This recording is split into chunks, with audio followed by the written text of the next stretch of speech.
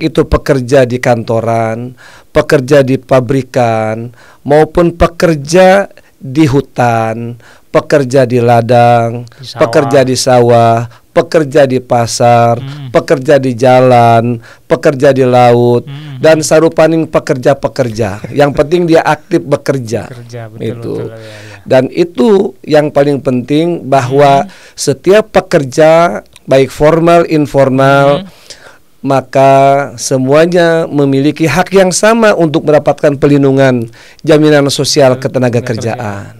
Ada supir, ada mungkin ada marbot masjid, ada tenaga keagamaan, misalnya guru ngaji di kampung, termasuk asisten rumah tangga. Ya, asisten rumah tangga itu mereka juga berhak mendapatkan perlindungan jaminan sosial ketenaga kerjaan.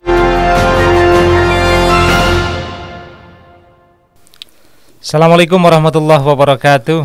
Waalaikumsalam warahmatullahi wabarakatuh. Alhamdulillahirabbil alamin. Jumpa lagi dengan saya Kang Ali di studio podcast Ekbis Banten edisi Selasa 13 Desember 2022. Telah hadir di studio Bapak Haji Didin Haryono selaku Kepala Cabang BPJS Ketenagakerjaan Serang Raya, melintasi Kota Serang dan Kabupaten Serang, Kabupaten Pandeglang, Kabupaten Lebak, Kota Cilegon. Ya. Baik, di studio sudah hadir. Alhamdulillah. Ini ceritanya minta waktunya dari 3 bulan yang lalu ini. Ya. Kenapa sangat penting BPJS harus dijelaskan ya, walaupun di media nggak kurang-kurang ini. Iya. Karena ini menyangkut kepentingan umat nih Pak Ji. Ya, betul. Nah, akan panjang lebar nanti apa itu BPJS, bedanya apa ketenaga kerjaan dan kesehatan, baik, manfaatnya apa, ya, siapa saja yang boleh harus jadi peserta. Ya. Kalau petani di Leuweung kata Cek Sundawa, ya. itu boleh nggak jadi peserta gitu kan? Ya. Seakan-akan selama ini BPJS itu hanya punya orang kota gitu Pak Ji. Nah, itu nanti akan dijelaskan secara panjang lebar. Mudah-mudahan pendengar dan pemirsa nanti bisa lebih paham, lebih yakin dan merasa lebih tanggung jawab untuk terlibat menjadi peserta BPJS Ketenagakerjaan ini. Ada beberapa program yang layak dan memang kita semua sepertinya sebenarnya akan melewati itu semua. Ya sakit, ya mungkin celaka, meninggal pasti wajib ya. Nah, artinya antisipatif itu sudah dipikirkan oleh kru BPJS. Baik, selengkapnya akan disampaikan oleh Pak Haji Didin Haryono. Dipersilakan. Baik, terima kasih Kang Ali. Assalamualaikum warahmatullahi wabarakatuh. Waalaikumsalam warahmatullahi wabarakatuh. Allahumma sholli wa sallim wa barik ala sayyidina Muhammad. Allahumma sholli ala sayyidina Muhammad. Qalu subhanaka la ilma lana illa ma 'allamtana innaka antal alimul hakim. Rabbi shrah li sadri wa yassir li amri wahlul 'uqdatam min lisani yafqahu qawli. Para pemirsa dan pendengar podcast Ekbis Banten, yang dimanapun Anda berada dan Anda menyaksikan, mendengar terkait dengan dialog kami sore hari ini. Pertama saya ucapkan terima kasih kepada kru dari tim Ekbis Banten. Ya, mohon maaf karena baru kali nih datang ke sini gitu ya. Ya. Terima kasih itu karena ini satu penghargaan buat BPJS Ketenagakerjaan untuk diajak berdialog terkait seputar apa itu BPJS Ketenagakerjaan, apa perbedaannya dengan BPJS Kesehatan, apa manfaatnya, apa programnya, siapa saja yang menjadi peserta BPJS Ketenagakerjaan, dan bagaimana apa iurannya, daftarnya, klaimnya dan sebagainya lah begitu. Nah, itu yang perlu kita sampaikan, kita diskusikan, dialog pada kesempatan sore hari ini. Baik, para pemirsa pendengar di mana Anda berada, BPJS Ketenagakerjaan seringkali orang menganggap itu merupakan hak orang-orang karyawan pabrikan, perkantoran, gitu kan. Biasanya kan begitu. Betul. Padahal BPJS Ketenagakerjaan itu hak setiap pekerja. Apa saja? Hak setiap pekerja apa saja. Formal? Baik itu pekerja formal maupun pekerja informal. Baik itu pekerja di kantoran, pekerja di pabrikan, maupun pekerja di hutan, pekerja di ladang, pekerja di sawah, pekerja di pasar, pekerja di jalan, pekerja di laut, dan sarupaning pekerja-pekerja. Yang penting dia aktif bekerja. Betul, ya. Dan itu yang paling penting, bahwa setiap pekerja baik formal informal, maka semuanya memiliki hak yang sama untuk mendapatkan perlindungan jaminan sosial ketenagakerjaan. Nah itu, jadi kalau selama ini banyak orang berpaham tentang bahwa BPJS Ketenagakerjaan, kalau yang kita kenal BPJS Sostek itu bukan monopoli para pekerja di pabrik, bukan monopoli para pekerja di kantor, tapi setiap kita, setiap Anda yang merasa sebagai pekerja dan memiliki pekerjaan aktif, baik formal informal, maka Anda punya hak yang sama untuk menjadi peserta BPJS Ketenagakerjaan. Nah itu pertama terkait dengan BPJS Ketenagakerjaan secara khusus. Nah, terus apa bedanya juga dengan BPJS Kesehatan? Nah, kalau BPJS Kesehatan sama BPJS Ketenagakerjaan, kalau yang kita kenal BPJS Kesehatan selama ini itu kan ketika ada orang yang sakit gitu ya, mereka dirawat di puskesmas, di rumah sakit, dirawat dan sebagainya. Nah itu orang nyebutnya BPJS aja. Tetapi kita perlu sampaikan, kita perlu jelaskan kepada masyarakat bahwa BPJS Ketenagakerjaan sama kesehatan itu perbedaannya nih adalah kalau BPJS Kesehatan itu tugas dan fungsinya, tugas tupoksinya adalah ngurusin seluruh penduduk dari Sabang sampai Merauke. Apabila penduduk itu mengalami sakitnya akibat penyakit, maka yang bersangkutan itu adalah menjadi tugas BPJS Kesehatan. Nah, jadi pertama itu BPJS Kesehatan. Yang kedua, BPJS Kesehatan itu adalah hak seluruh penduduk. Jadi setiap penduduk dari Sabang sampai Merauke, orang yang baru mau lahir sampai orang yang mau meninggal, kalau dia itu adalah penduduk Indonesia, ya, maka yang bersangkutan berhak mendapatkan jaminan sosial kesehatan. Itu siapapun dia. Kalau dia penduduk Indonesia berKTP Indonesia, maka dia berhak mendapatkan penjaminan sosial kesehatan.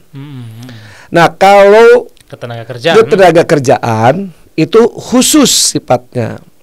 Nah, jadi BPJS Ketenagakerjaan itu tugasnya, fungsinya adalah ngurusin, biar clear nih di masyarakat, ngurusin itu mulai sosialisasi, mulai mendaftar, mulai memberikan pelayanan, jaminan dan lain-lain, itu khusus kepada para pekerja.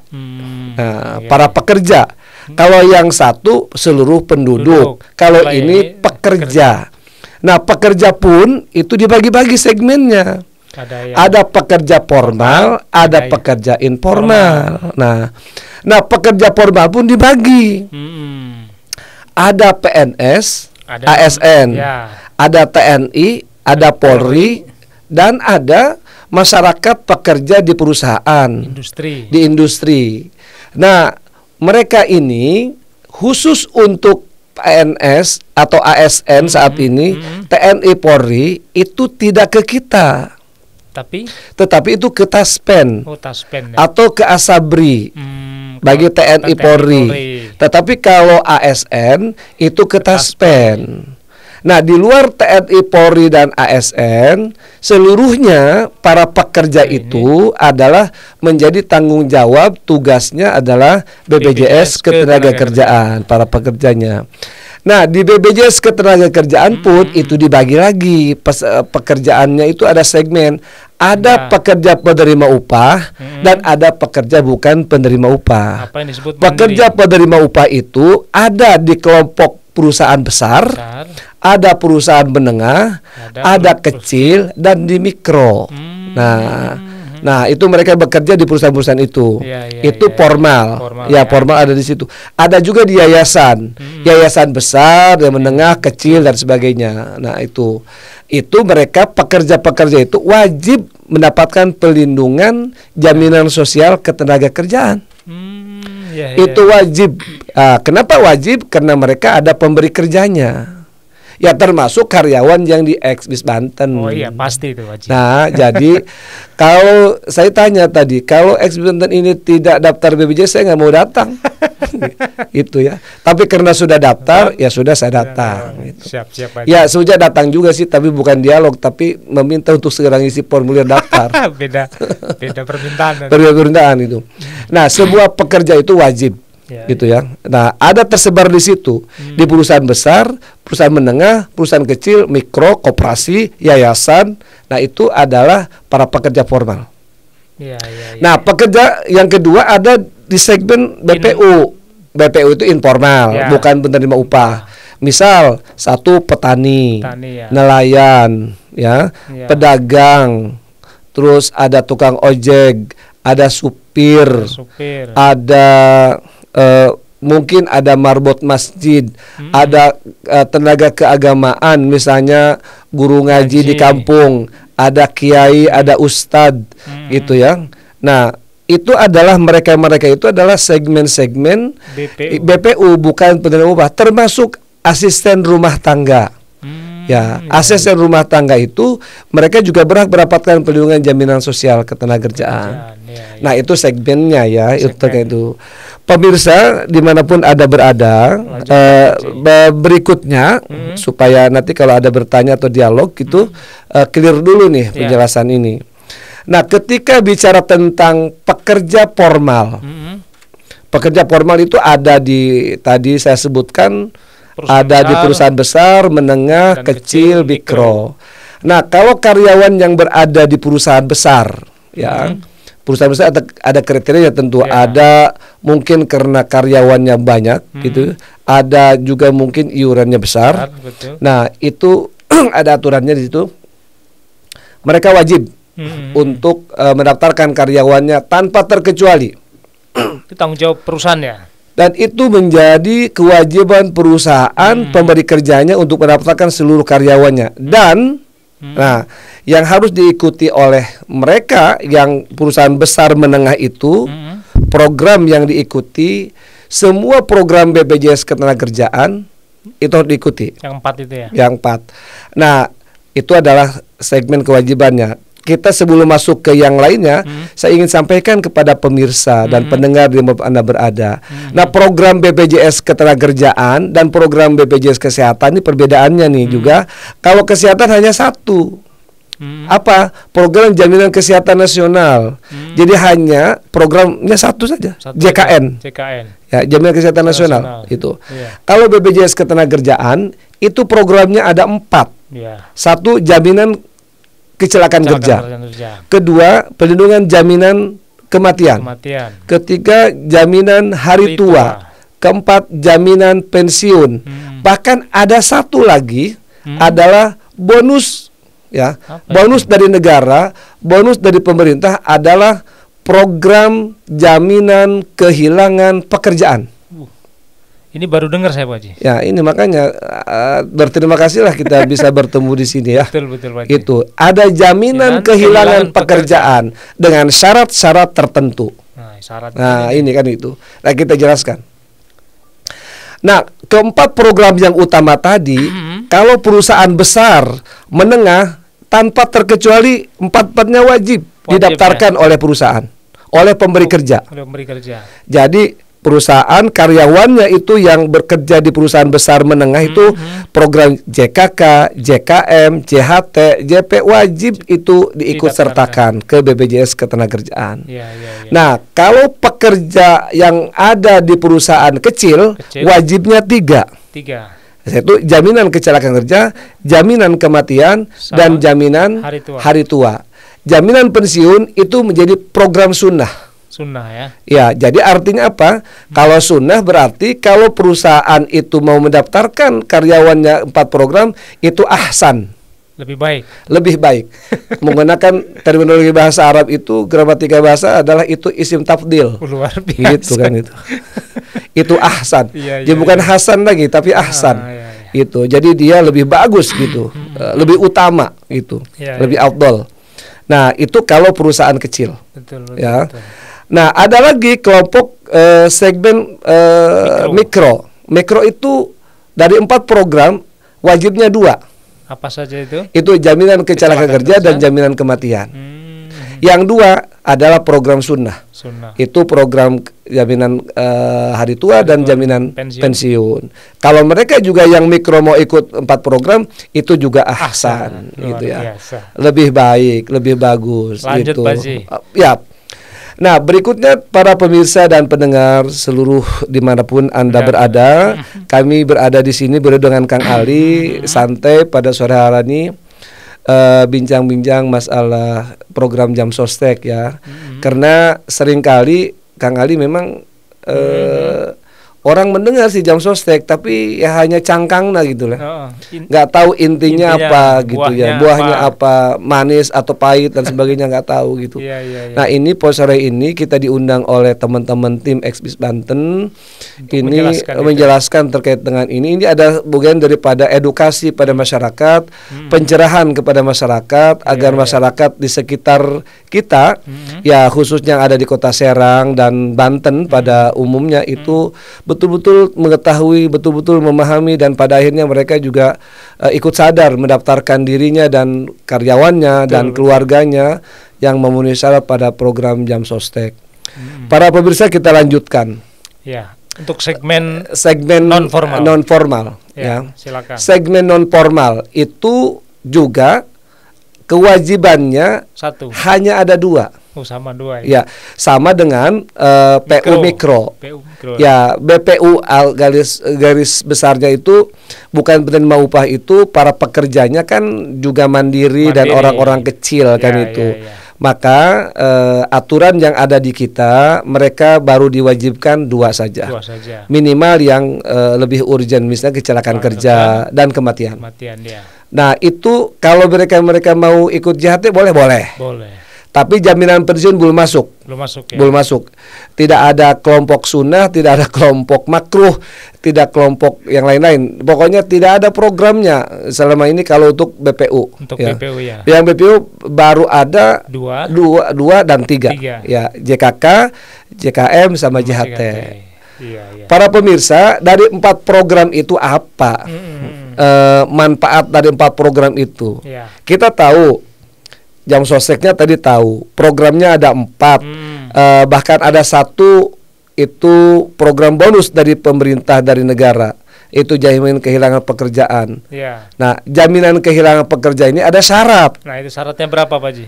Syaratnya adalah apabila perusahaan sudah mendaftarkan karyawannya 4 program, JKK, JKM, JHT, jaminan pensiun, plus JKN, jaminan kesehatan nasional di BPJS Kesehatan.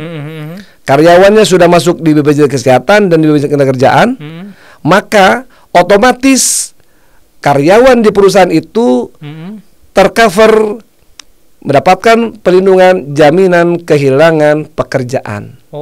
Syaratnya hanya itu saja, ikut 4 program plus jaminan kesehatan nasional. Kalau itu sudah diikuti, maka jaminan kehilangan pekerjaan itu otomatis disandang oleh para pekerja yang ada bekerja di perusahaan itu. Nah, kalau begitu ya tinggal introspeksi tim Exbis Banten, apakah sudah 4 program, sudah JKN? Kalau belum ya jangan protes dulu. Jadi hasibu anfusakum qabla an tuhasabu gitu ya. Jadi siapapun jangan gitu ya, jangan dulu. Makanya itulah aturannya seperti itu.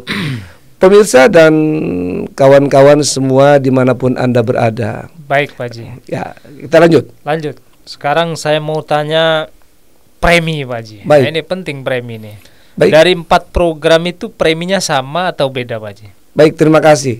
Sebelum saya sampai jalan ke tentang premi, kita sampaikan juga informasi kepada masyarakat. Iya, silakan, Pak Haji. Nah, 4 program itu apa sih? Iya. Ya, 1 program jaminan kecelakaan kerja. Nah, kalau Kang Ali bilang mahua JKK, itu. Ya, mahua JKK. Mahua JKK. Apa tuh? Iya, JKK hua bla bla bla bla.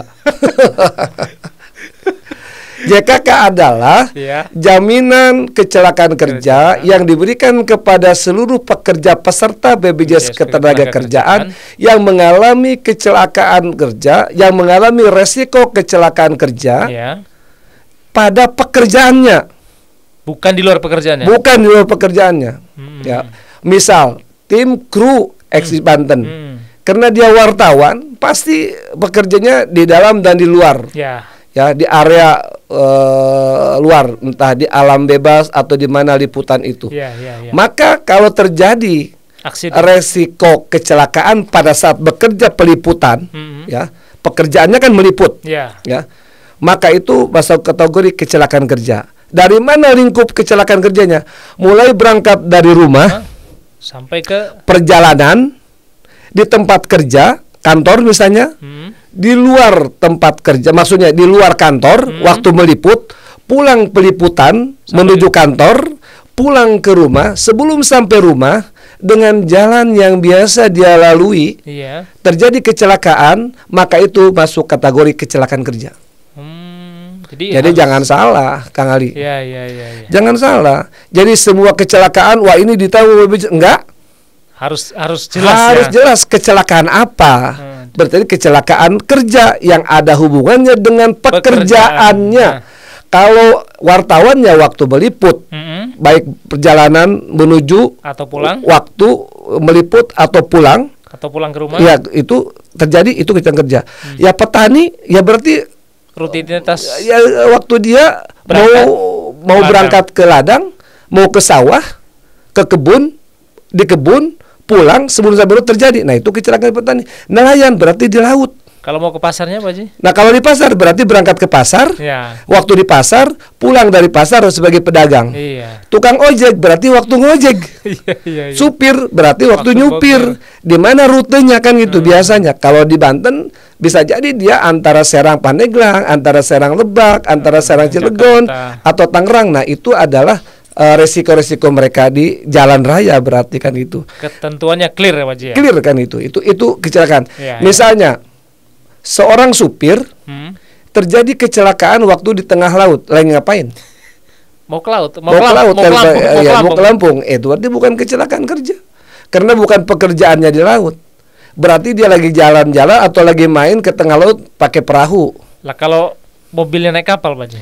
Naik kapal, ya dalam rangka apa dulu? Ya bawa mobil. Bawa mobil, dalam rangka mobil itu untuk membawa rombongan penumpang, atau misalnya jalan-jalan keluarga kan itu. Ya tugas driver itu. Sebagai dia tugas driver, terjadi di situ maka kecelakaan. Ya, itu ya. Ya, karena itu terjadi tenggelamnya kapal di tengah laut. Sesuatu yang bisa dijelaskan, bisa dipahami oleh kedua belah pihak dan bisa dipertanggungjawabkan. Itu kecelakaan kerja. Lingkupnya itu ya, kecelakaan kerja. Itu makna dari kecelakaan kerja. Sederhananya begitulah, udah hese-hese lah. Gitu ya, yang penjelasannya. Nah, terus kalau terjadi kecelakaan nih, manfaatnya apa? Ini bab JKK nih, Kang. Ngaji bab JKK dulu. Silakan. JKK itu. Tadi JKK tadi sebetulnya. Nah, sekarang kalau terjadi kecelakaan, apa manfaat yang didapatkan oleh peserta? Betul, itu penting. Itu yang penting. Nah, pertama, kalau terjadi risiko kecelakaan, misal ada seorang wartawan lagi meliput di tempat peliputan. Mungkin waktu meliput demo dia kena pukul, kena macam-macam oleh yang pendemo dan lain sebagainya, parah, dan dia harus dirawat ke rumah sakit. Dari lokasi kejadian, ketika dia harus menggunakan armada, menggunakan mobil yang harus dia bayar, maka angkutan itu menjadi tanggung jawab BPJS Ketenagakerjaan. Kita akan klaim bantu biaya transportasinya. Satu, berarti manfaat pertama dari JKK adalah bantuan transportasi. Itu yang pertama. Darat, laut, udara. Kalau darat maksimum 5 juta. Kalau laut? Laut 2 juta. Udara? 10 juta.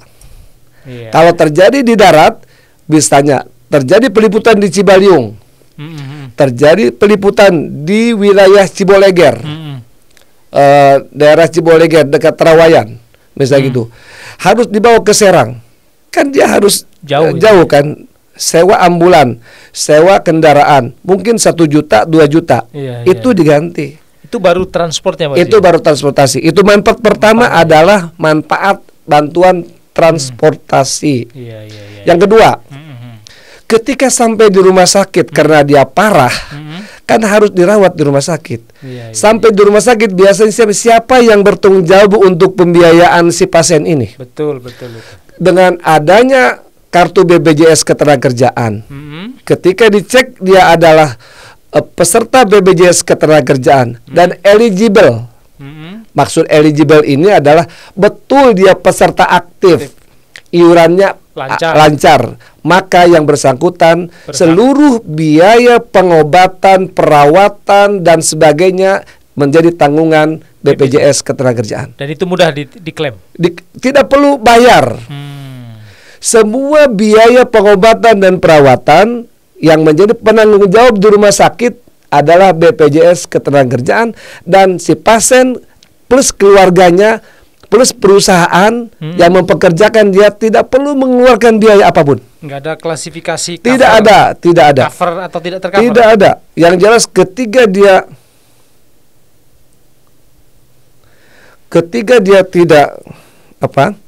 ketika dia menjadi peserta, maka yang bersangkutan itu tidak perlu mengeluarkan biaya apapun. Dirawat di rumah sakit, maka yang bersangkutan posisinya dirawat pemerintah kelas 1.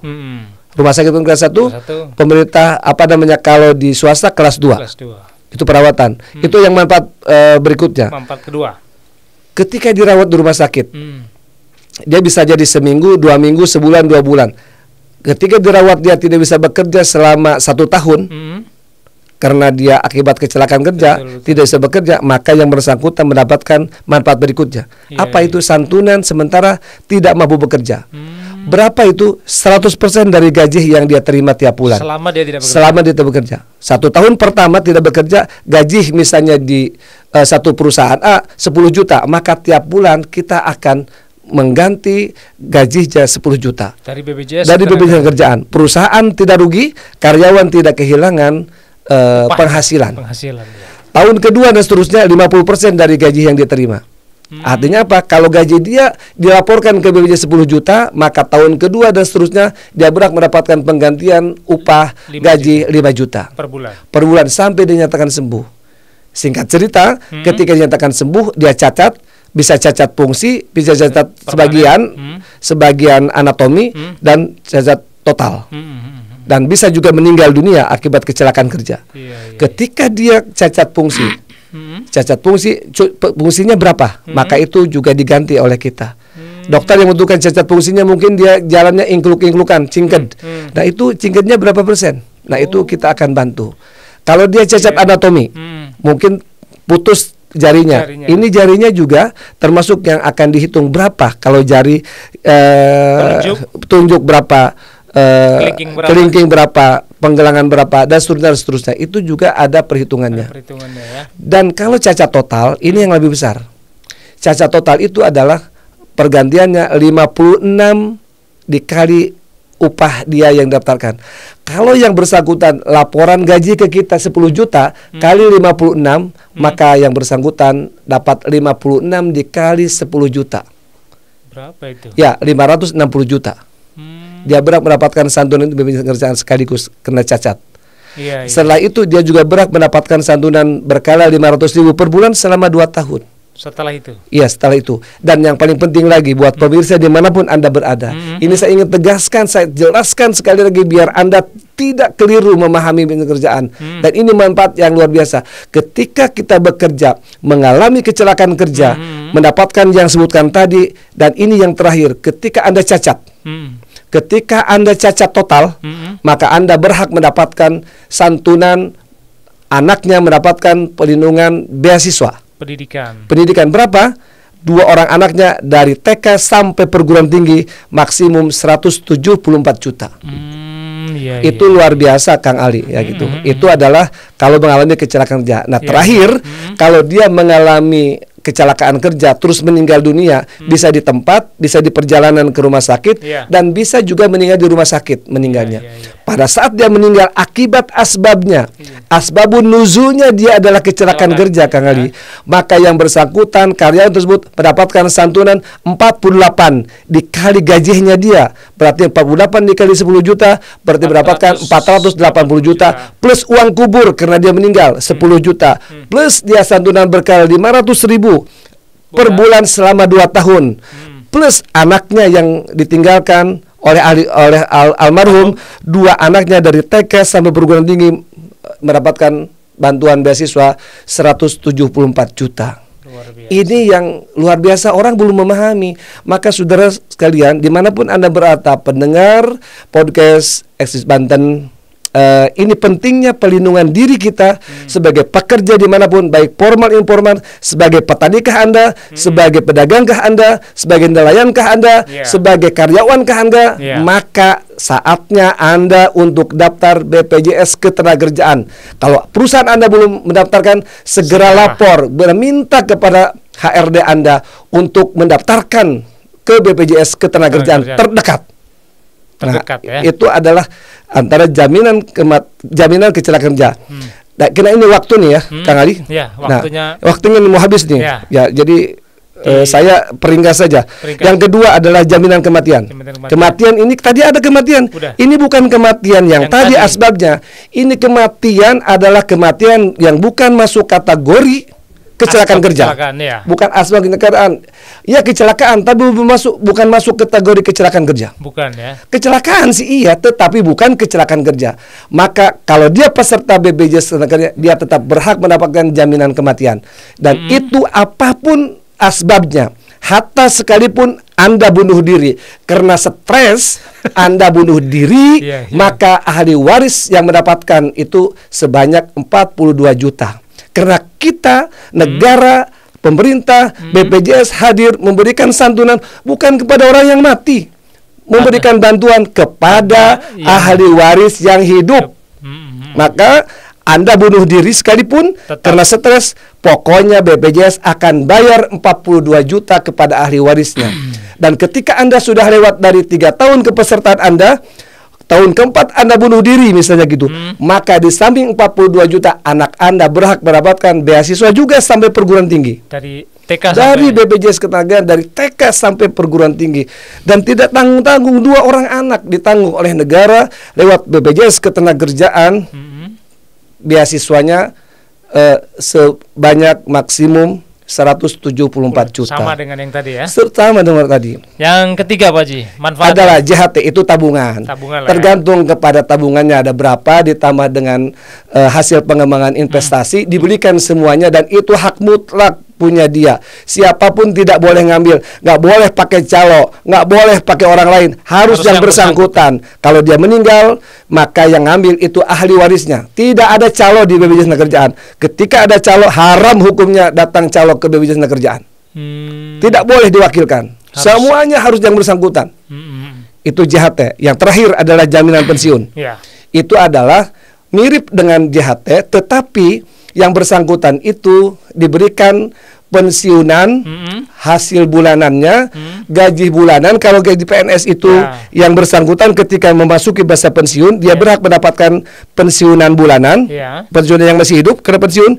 Yang kedua, kalau dia meninggal, maka pensiunnya turun kepada istrinya, istrinya meninggal turun kepada anaknya, anaknya pertama dia dewasa, turun anak yang kedua. Itulah hebatnya negara di Indonesia. Maka seluruh penduduk khususnya para pekerja Indonesia, semuanya mendapatkan perlindungan dari negara lewat BPJS Ketenagakerjaan. Saya hanya ingin menyampaikan pada poin terakhir. Ya, silakan Pak Haji. Kalau Anda merasa pekerja, kalau Anda merasa bekerja dimanapun Anda berada, maka yakinkan, pastikan diri Anda mendapatkan perlindungan jaminan sosial ketenagakerjaan dari BPJS Ketenagakerjaan. Saya kira itu, pemirsa dimanapun Anda berada, mohon maaf. Saya kira waktunya yang membatasi ya Kang Ali. Nanti mungkin dibikin sesi lain ya. Betul. Kita lebih banyak dialog interaktif. Ini kayaknya monoton ya. Monoton dan pertanyaan saya masih banyak kan? Banyak kunak-kunak yang mau disampaikan Pak Haji. Ya, nanti kita bahas tersendiri ya. Boleh. Gitu. Jadi ini menarik untuk diskusi bagi kita. Ya. Baik. Sudah Pak Haji? Nah, saya kira di samping tadi saya menyampaikan penutup ya. Ini ada sesuatu yang saya lupa ini menyampaikan Kang Ali. Boleh, sampaikan aja Pak. Adalah perlindungan bagi asisten rumah tangga. Oh iya, tadi udah disebut cuma. Ya. Nah, jadi karena kita banyak sekarang di komplek-komplek ya, memiliki asisten rumah tangga, jangan lupa ya, pembantu Anda itu jangan Anda zolimi. Anda kerjakan, bisa pulang pergi, bisa juga yang nginap. Ketika yang pulang pergi, ketika mau datang ke rumah kita untuk mengerjakan tugas-tugas harian, terjadi kecelakaan, itu kecelakaan kerja. Kategorinya. Pulang dia dari rumah kita, pulang ke rumahnya sesuai dengan jalan yang biasa lalui, terjadi kecelakaan, itu kecelakaan kerja juga. Ketika dia masak, kena bakaran, api, kecelakaan kerja. Waktu dia nyetrika kesetrum oleh listrik, itu kecelakaan kerja.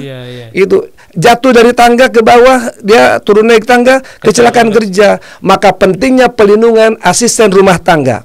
Ini penting buat para pemirsa ini ya. Buat para pemirsa, pendengar dimanapun Anda berada, setia dengan Eksis Banten podcast ini.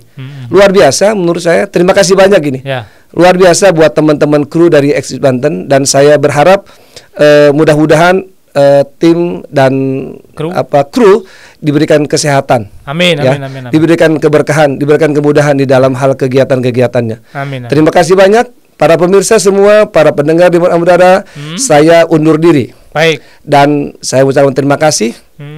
Dan saya ingin menyampaikan terakhir. Silakan. Adalah kerja keras, bebas cemas. Apapun pekerjaan Anda, apapun kerja Anda, dan dimanapun kerja Anda, BPJS pasti melindungi Anda. Itu slogannya Pak. Slogannya. Luar biasa. Kerja keras, bebas cemas. Kerja keras, bebas cemas. Ya, apapun pekerjaan Anda, pekerjaannya Anda, BPJS akan melindungi Anda. Terima kasih. Wallahul muwaffiq ila aqwamit thoriq. Assalamualaikum warahmatullahi wabarakatuh. Waalaikumsalam warahmatullahi wabarakatuh. Terima kasih Pak Haji Didin Haryono selaku Kepala BPJS wilayah Banten lah ya. Karena regionalnya begitu.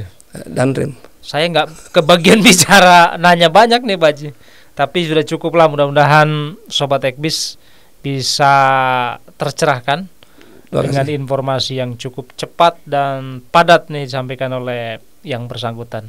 Mungkin di lain waktu, lain kesempatan Pak Haji bisa sampaikan ulang dengan detail sehingga pemirsa, pendengar lebih nyaman dan lebih tertarik nanti untuk menjadi peserta BPJS. Ada dialog interaktif nanti. Siap Pak Haji. Saya juga yang menemani, mungkin undur diri juga nih ya. Baik. Sobat Ekbis, saya Kang Ali menemani Pak Haji Didin selaku Ketua BPJS wilayah Banten. Serang Banten Raya. Undur diri juga. Billahi taufiq wal hidayah. Assalamualaikum warahmatullahi wabarakatuh. Waalaikumsalam warahmatullahi wabarakatuh.